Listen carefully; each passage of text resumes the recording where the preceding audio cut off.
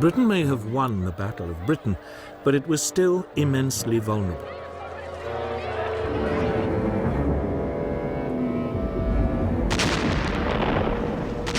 Night after night, its cities were hammered by the Nazis' blitz.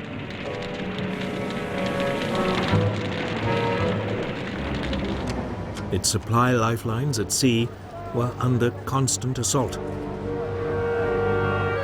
Churchill needed more help. And there was only one country that could provide it: the United States.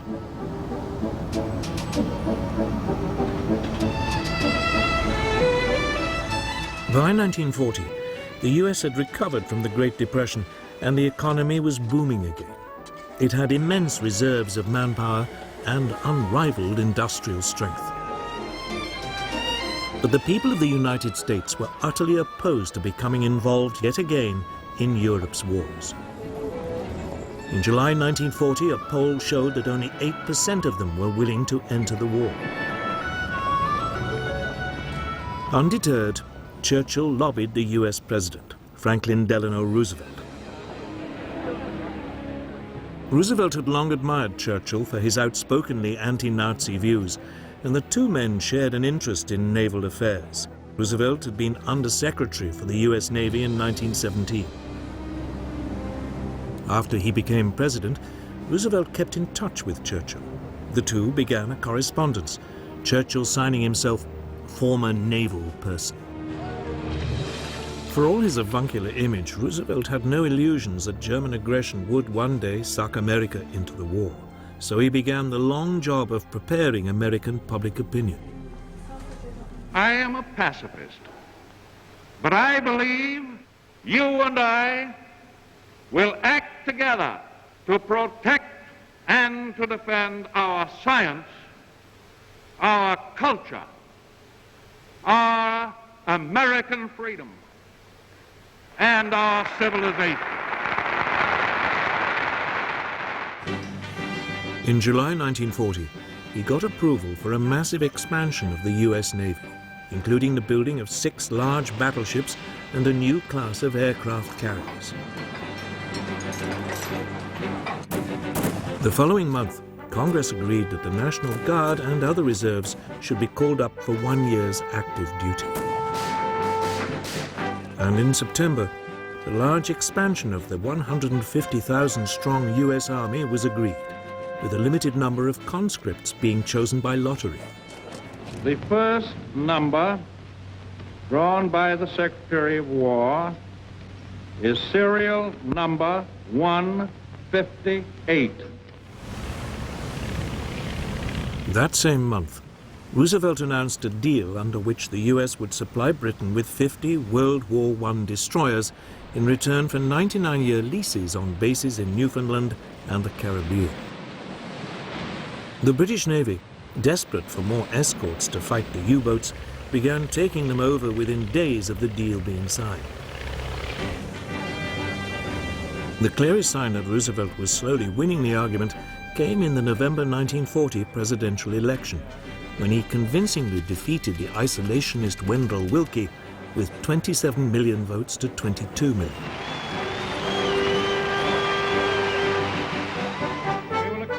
At the end of the year, Roosevelt spoke to the American people, setting out the 4 essential freedoms which he believed were at stake, and which Britain was fighting to uphold: freedom of speech and religion, and freedom from want and from fear. To save these, the United States must become the arsenal of the democracies.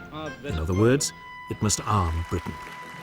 We shall send you in ever-increasing numbers ships, planes, tanks, guns.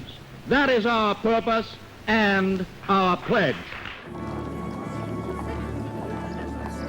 But some Americans remained implacably opposed to helping Britain. One of the most outspoken was the American ambassador in London, Joseph Kennedy, father of the future president, John F. Kennedy. A Boston-Irish businessman who had made his fortune booze smuggling during Prohibition, Kennedy hated the British and seized every opportunity to claim that they would shortly be forced to surrender.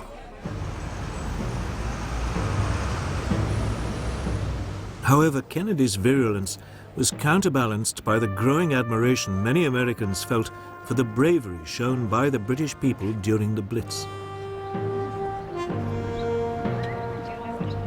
In particular, the broadcasts by the CBS London correspondent Ed Murrow helped to change public opinion.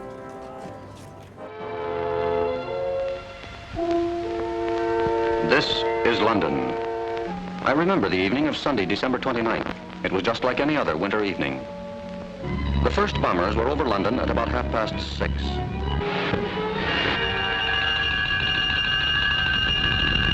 Soon the fires hissed from the top-story windows. Hitler once boasted, "I will rub out their cities." This is what he meant.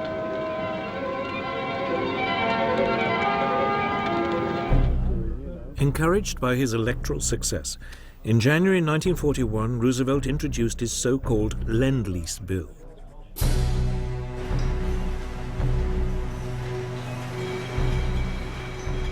The United States would supply weapons and war material to Britain and China, which was still struggling desperately against the invading Japanese. Payment would be delayed.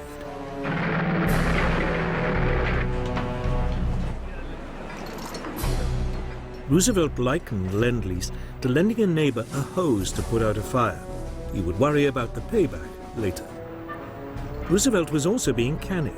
It also meant that, unlike in 1917, if America had to enter the war, it already would have a substantial weapons industry. American war preparations didn't end there. Roosevelt secretly authorized US military staffs to discuss a common strategy with the British should America enter the war. By April 1941, he felt confident enough to take another step to help Britain at sea. He greatly extended the Pan-American Security Zone, the area within which US warships would protect US merchant vessels. In May, US troops set up bases in Greenland, and in July, US Marines were sent to replace the British garrison in Iceland, which was there to deprive the Germans of its harbors.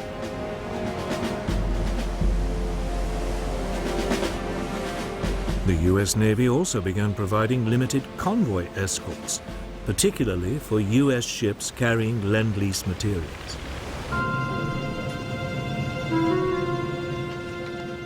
Hitler now gave his submariners strict instructions not to sink American ships, as he didn't want to provoke the United States into war. But inevitably, there were clashes. On September the 4th, 1941, a British aircraft attacked a German submarine. Thinking that the strike had come from the nearby US destroyer Greer, the U-boat fired a torpedo at it. The Greer responded with depth charges, and there was a running battle which lasted 3 hours.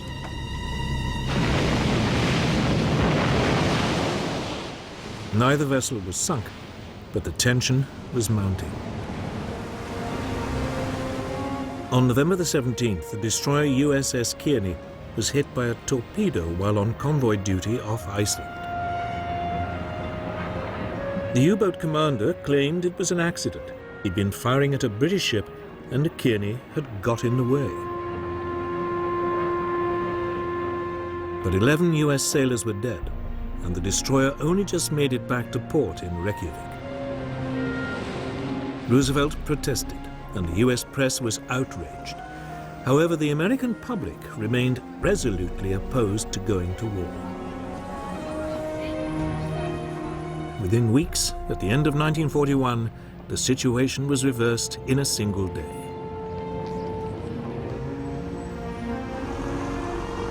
But in the meantime, Britain would have to fight on alone.